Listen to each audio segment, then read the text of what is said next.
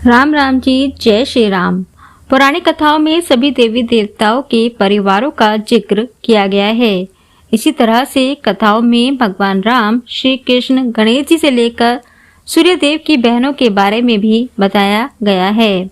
श्री राम की बहन शांता थी, उनके पति श्रृंगी ऋषि थे।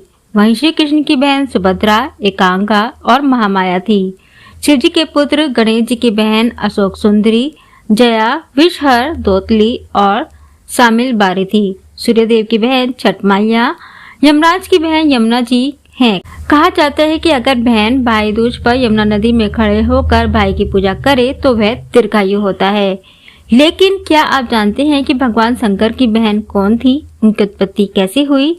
वहीं भगवान शंकर की बहन को माता पार्वती से झगड़ा होने का जिक्र भी कुछ कथाओं में आता है। क्या आप जानते हैं कि दोनों में किस बात पर झगड़ा हुआ था? आइए जानते हैं।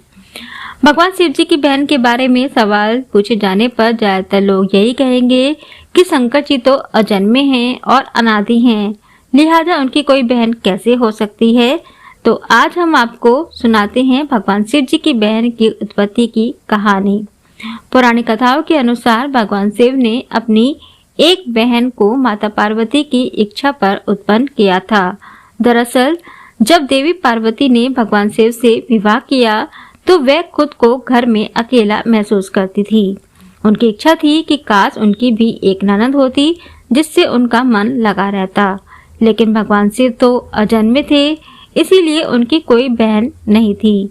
ऐसे में माता पार्वती मन की बात मन में रखकर बैठ गई। पर भगवान शिव तो अंतर्यामी हैं, उन्होंने देवी पार्वती के मन की बात जान ली। उन्होंने पार्वती से पूछा, कोई समस्या है देवी?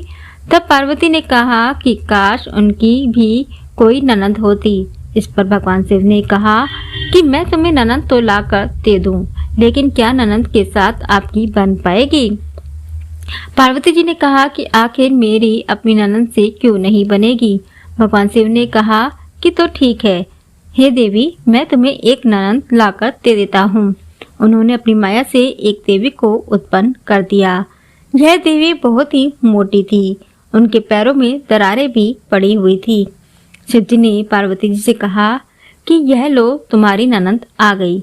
इनका नाम अशावरी देवी है। देवी पार्वती अपनी ननद को देखकर बहुत खुश हुई। उन्होंने तुरंत अपनी ननद देवी असावरी देवी के लिए भोजन बनाया। असावरी देवी स्नान करके आई और भोजन मांगने लगी। देवी पार्वती ने भोजन परोस दिया। जब असावरी देवी ने खाना शुरू किया तो पार्वती जी के भंडार में रखा सारा भोजन खा गई। उन्होंने महादेव के लिए भी कुछ नहीं छोड़ा। इससे पार्वती जी दुखी हो गई।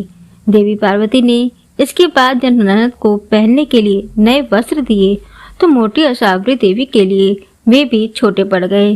फिर पार्वती जी ने उनके लिए दूसरे वस्त्रों का इंतजाम करने लगी। इसी बीच ननद असावरी देवी को अचानक मजाक सूझा और उन्होंने अपने पैरों की दरारों में पार्वती जी को छुपा लिया। इस पर पार्वती जी का दम घुटने लगा। महादेव ने जब असावरी देवी से पार्वती के बारे में पूछा तो उन्होंने झूठ बोल दिया। जब शिव जी ने दोबारा पूछा तो असावरी देवी हंसने लगी और जमीन पर पांव पटक दिया। इससे पैर की दरारों में दबी देवी पार्वती बाहर आ गई।